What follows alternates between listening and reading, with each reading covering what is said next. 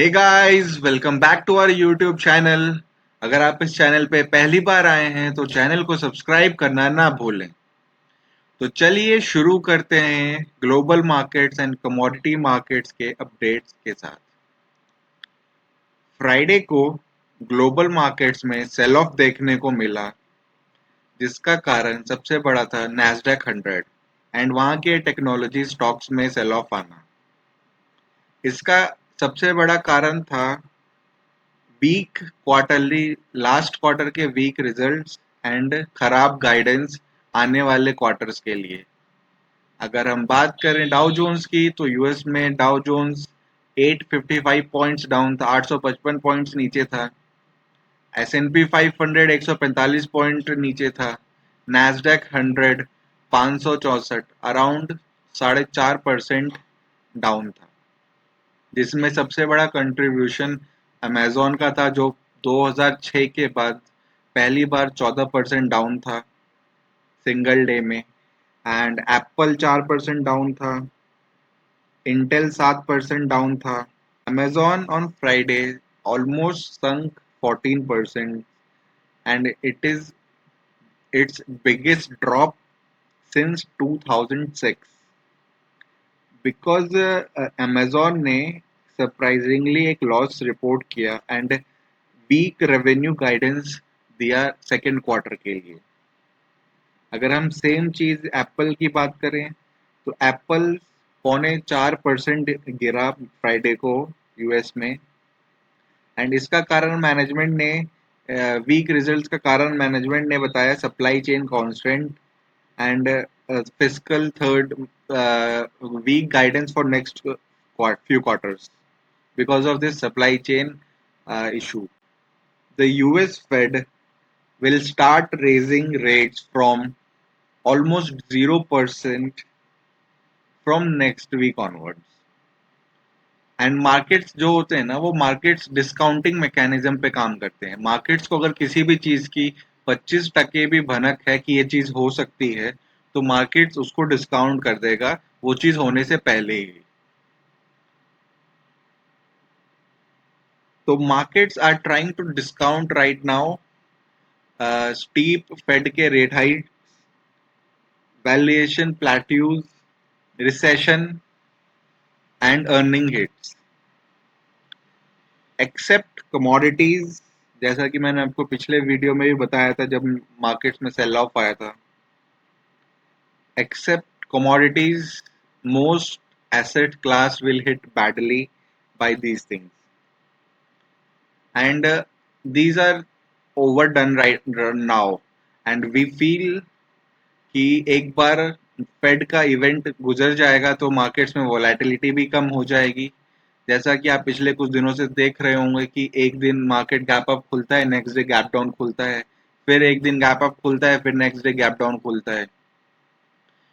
तो यूएस के फेड के इवेंट के बाद ये एक बार को वोलेटिलिटी भी कम हो जाएगी एंड मार्केट्स में थोड़ी सैनिटी लौटने की हम उम्मीद कर सकते हैं। तो अगर हम बाकी मार्केट्स की बात करें तो डैक्स जर्मनी का मार्केट उस दिन ऑलमोस्ट फ्लैट बंद हुआ फ्राइडे को। कैक फ्रांस का मार्केट 80 पॉइंट्स डाउन 1.22% डाउन बंद हुआ। फुटसी यूके का मार्केट 52 पॉइंट्स डाउन बंद हुआ। तो चलिए अब कमोडिटीज की बात करते हैं। जैसा कि मैंने आपको पिछले कुछ दिनों से बताया है, मार्केट्स में दो चीजों पे आपको फोकस करना है, दो मेन मैक्रो फैक्टर्स पे फोकस करना है, जिनमें से पहला है ब्रेंट क्रूड एंड दूसरा है dollar index. And Brent crude का जो लेवल मैंने आपको दिया है वो है $102। जब तक $102 के नीचे ब्रेंट क्रूड ट्रेड नहीं करता है, मार्केट्स में कोई भी बड़ी रैली नहीं आएगी, और वैसा ही हम होते हुए देख रहे हैं। तो अगर हम अभी बात करें ब्रेंट क्रूड की, ब्रेंट क्रूड $109 पे क्लोज हुआ है एंड ये इमर्जिंग मार्केट स्पेशली इंडिया के लिए अच्छी बात नहीं है। तो ब्रेंट क्रूड का किसी भी बड़ी रैली का मार्केट्स में आने के लिए $102 के नीचे जाना बहुत आवश्यक है। अगर हम डॉलर इंडेक्स की बात करें तो जैसा मैंने आपको उस दिन लास्ट वीडियो में दिखाया था, डॉलर इंडेक्स पिछले 5 साल के हाईज पे है रेजिस्टेंस लेने की कोशिश कर रहा है। हम ये तभी मानेंगे कि मार्केट्स में डॉलर इंडेक्स का हाई बन गया है जब तक ये 103 डॉलर के 103 के नीचे क्लोज ना हो फॉर 2-3 डेज। एंड जैसा कि मैंने आपको पिछले वीडियो में बताया था कि डॉलर इंडेक्स बढ़ क्यों रहा है, बिकॉज फेड का रेट हाइक होने वाला है एंड ये साफ साफ हमें दर्शा रहा है कि फेड रेट हाइक करने जा रहा है। तो ये एक साइन है डॉलर इंडेक्स से जो हमें मिल रहा है। एंड 103 के नीचे जब तक ये क्लोज नहीं होगा तब तक हम ये नहीं कह सकते कि इसका टॉप या फिर ये यहाँ पे रेजिस्टेंस इसने लिया है। अगर हम इसकी आ, आ, इसके नीचे के रेट्स की बात करें तो 99.5, जो कि मैंने आपको पहले भी, जब तक डॉलर इंडेक्स 99.5 के नीचे बंद नहीं होता है इंडियन मार्केट्स में कोई भी बड़ी रैली की एक्सपेक्टेशन आप नहीं लगा सकते। तो चलिए अब निफ्टी एंड बैंक निफ्टी की बात करते हैं। उससे पहले मैं आपको एक बात और याद दिलाना चाहता हूँ। नैस्डैक में जैसे हम देख रहे हैं कि 4.5% का कट आया है ऑन फ्राइडे। एंड हमने आपको 21 अप्रैल को बता दिया था कि फेड के इवेंट के बाद हम ये स्टॉक्स बाय करेंगे।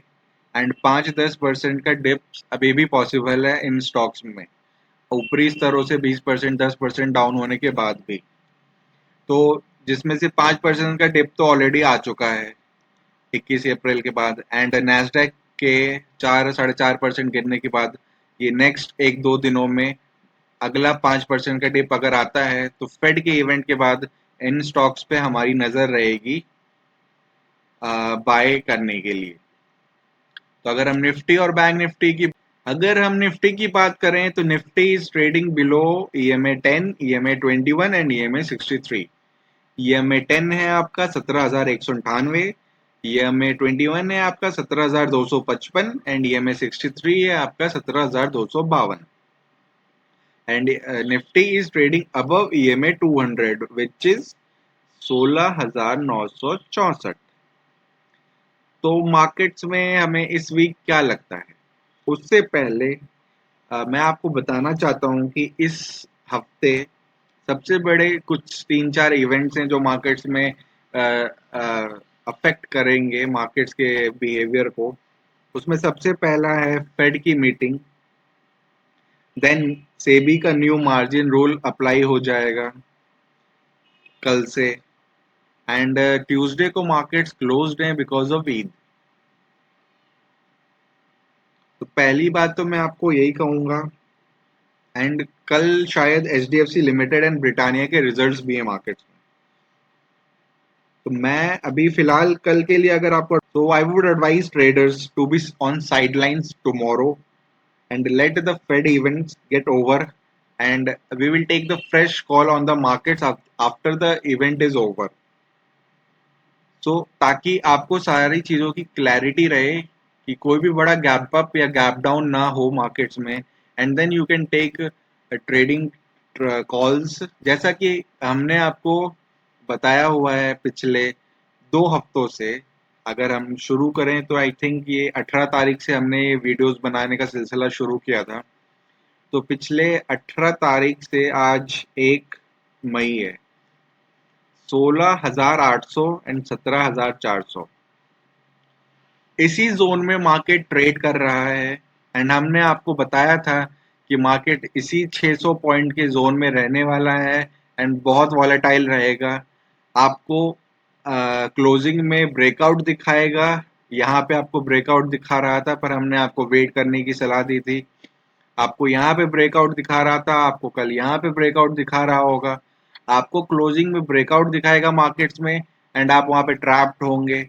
आपको ओपनिंग में ब्रेकडाउन दिखाएगा, आप वहाँ पे ट्रैप्ड होंगे। तो ये 600 पॉइंट की रेंज में मार्केट पिछले 2 हफ्ते से है एंड इसी में पूरा भरपूर वॉलेटिलिटी है। एंड ये रेंज ब्रेक आउट या ब्रेक डाउन नहीं हो रही है। और हमने आपको बोला था कि 17,240 और 17,300 जब तक on closing basis and specially on weekly closing basis cross नहीं करता है मार्केट, आप कोई भी फ्रेश FNO पोजीशन मार्केट्स में लॉन्ग साइड में मत लीजिए। एंड अगर आपने हमारी एडवाइस फॉलो की है तो आपका पैसा बचा है पिछले 2 हफ्तों में, एंड अगर पैसा बचा है तो वो पैसा बनने से भी ज़्यादा इम्पोर्टेंट है। तो अगर आपने हमारी एडवाइस फॉलो की है पिछले 2 हफ्तों में तो आपका पैसा बचा है। And as they say, money saved is money earned. तो पिछले 2 हफ्तों से हमने आपको कोई भी ब्रेकआउट पे चढ़ के लेने के लिए मार्केट्स में एडवाइस नहीं दी है। So you can tell us in comment section कि आपका क्या व्यू था पिछले 2 हफ्तों में मार्केट्स में, एंड हमारे आउटलुक ने आपको कैसे मदद की मार्केट्स में पैसा बचाने में। अगर हम कल के मार्केट्स के सपोर्ट एंड रेजिस्टेंस की बात करें तो निफ्टी, जैसा कि मैंने आपको पहले ही बता दिया, Nifty is trading below EMA 10, 21 and 63, and EMA 200 के ऊपर ट्रेड कर रहा है। तो सबसे पहला सपोर्ट जो मार्केट में आएगा, इमीडिएट सपोर्ट आएगा, वो है around 16,964, which is EMA 200। Okay, and ये क्लोजिंग बेसिस पे आपको सबसे पहला इमीडिएट सपोर्ट आएगा। अगर हम बात करें स्ट्रॉन्ग सपोर्ट की, तो स्ट्रॉन्ग सपोर्ट मार्केट्स में इस जोन में है 16,620 से 16,830। इस जोन में आपको स्ट्रॉन्ग सपोर्ट मार्केट में मिलने की उम्मीद है फॉर टुमारो। एंड अगर कोई भी पैनिक आता है मार्केट्स में, जैसा कि हमने आपको बार बार बताया है, मार्केट्स में आप तभी बाय करिए, साइडवेज मार्केट में आप हमेशा पैनिक में बाय करिए एंड यूफोरिया में सेल करिए। तो अगर कोई भी पैनिक आता है मार्केट्स में एंड मार्केट इस जोन में आता है तो यहाँ पे स्ट्रॉन्ग सपोर्ट मार्केट को मिलने के चांसेस हैं। तो अगर कल की बात मैं एक बार फिर से दोहरा दूं तो मार्केट्स के लिए पहला इमीडिएट सपोर्ट है ईएमए 200, 16,964, एंड उसके बाद नेक्स्ट सपोर्ट जो स्ट्रॉन्ग सपोर्ट है वो है 16,830 से 16,620। अगर हम निफ्टी के ऑप्शन चेन डेटा की बात करें तो 5 मई का निफ्टी का ऑप्शन चेन डेटा है ये। एंड अगर हम पुट राइटर्स की बात करें तो 17,100 पे पुट राइटिंग है, 40.5 लाख पुट राइटर्स हैं। 17,000 पे अराउंड आपके 41 लाख पुट राइटर्स हैं। 16,900 पे अराउंड 22 लाख पुट राइटर्स हैं, एंड 16,800 पे अराउंड 26 लाख पुट राइटर्स हैं। अगर हम कॉल राइटर्स की बात करें तो 17,100 पे अराउंड, अगर हम कॉल राइटर्स की बात करें तो 17,100 पे अराउंड 33 लाख कॉल राइटर्स हैं। 17,200 पे 17,200 पे अराउंड 26 लाख कॉल राइटर्स हैं। 17,300 पे अराउंड 50 लाख कॉल राइटर्स हैं। 17,400 पे अराउंड 36 लाख, एंड 17,500 पे अराउंड 45 लाख कॉल राइटर्स हैं। एंड जैसा कि हमने आपको बार बार कहा है, जब तक मार्केट 17,240, 17,300 के ऊपर कन्विंसिंगली बंद नहीं देता है, हम कोई भी लॉन्ग पोजीशन एफएनओ मार्केट्स में आपको लेने की एडवाइस नहीं देंगे। निफ्टी का पीसीआर 0.69 है।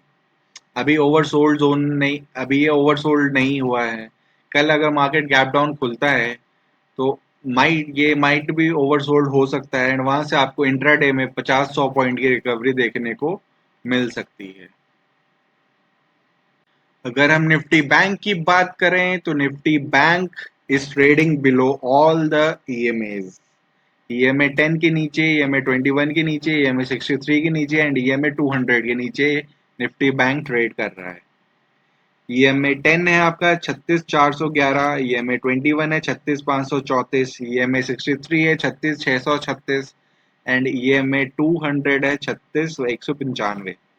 एंड ये निफ्टी बैंक की क्लोजिंग हुई है 36,088 पे। एंड जैसा कि मैंने आपको निफ्टी बैंक में भी बता रखा है पिछले 2 हफ्तों से कि जब तक निफ्टी बैंक ये जोन 36,500 का और 37,100 का जोन क्रॉस, ये कंजेशन जोन क्रॉस नहीं करता है, तब तक निफ्टी बैंक में कोई भी बड़ी रैली की उम्मीद लगाना नामुमकिन है। एंड सपोर्ट्स की बात करें निफ्टी बैंक में तो निफ्टी बैंक का जो कल पहला सपोर्ट आएगा वो है 35,500 पे। 35,500 से 34,900 का सपोर्ट कल मार्केट्स में निफ्टी बैंक के लिए दिख सकता है, पहला इनिशियल सपोर्ट। एंड अगर हम बात करें निफ्टी बैंक के रेजिस्टेंस की, तो रेजिस्टेंस निफ्टी बैंक का सबसे पहला तो आपका आ जाएगा EMA 10, जो कि है 36,400। 36,400 से लेके 36,600 का इमीडिएट रेजिस्टेंस आएगा मार्केट्स में। एंड अगर ये क्रॉस करके सस्टेन करता है तो फिर वही रेंज 36,500 से 37,100 का जोन निफ्टी बैंक जब तक क्रॉस नहीं करता है तब तक कोई भी बड़ी रैली नहीं आ सकती है निफ्टी बैंक में। अगर हम निफ्टी बैंक के ऑप्शन चेन डेटा की बात करें तो ये 5 मई 2022 का निफ्टी बैंक का ऑप्शन चेन डेटा है। एंड अगर हम कॉल राइटर्स की बात करें तो कॉल राइटर 36,000 की कॉल पे अराउंड 7 लाख कॉल राइटर्स हैं। 36,500 के कॉल पे अराउंड 18 लाख कॉल राइटर्स हैं। एंड 37,000 के कॉल पे अराउंड 22 लाख कॉल राइटर्स हैं। एंड अगर हम पुट राइटर्स की बात करें तो पुट राइटर्स दिख नहीं रहे हैं कहीं पे भी। 37,000 पे 11 लाख पुट राइटर्स हैं। 35,500 पे अराउंड 12-13 लाख पुट राइटर्स हैं। एंड 35,000 पे अराउंड 9 लाख पुट राइटर्स हैं। एंड निफ्टी बैंक का PCR 0.57 ओवरसोल्ड जोन के करीब है। अगर कल मार्केट नीचे खुलती है और ये ओवरसोल्ड जोन में जाता है तो वहां से हमको 200 पॉइंट का इंट्राडे बाउंस बैक देखने को मिल सकता है निफ्टी बैंक में। अगर हम FIIs एंड DIIs की बात करें तो 29 अप्रैल 2022 को FIIs ने 3,648 करोड़ की बिकवाली की है कैश मार्केट में। एंड DIIs ने 3,490 करोड़ की खरीदारी की है कैश मार्केट में। टिप ऑफ द डे आपके लिए रहेगा, buy the fear and sell the greed.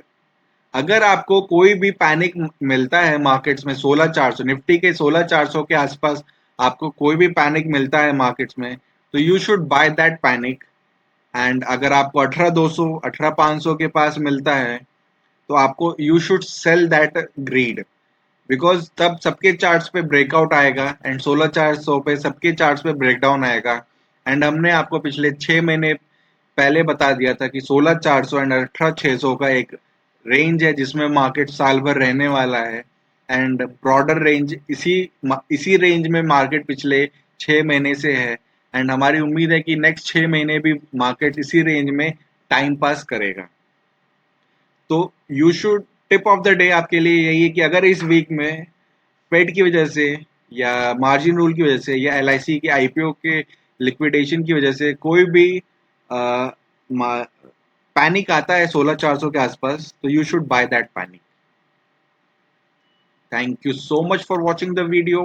अगर आपको ये वीडियो पसंद आ रहा है तो आप वीडियो को लाइक करिए। आपको इस वीडियो से कुछ मदद मिलती है तो आप अपने दोस्तों के साथ वीडियो को शेयर करिए। एंड अगर आपको ये चैनल अच्छा लग रहा है तो प्लीज चैनल को सब्सक्राइब करना ना भूलें। Thank you so much and good night.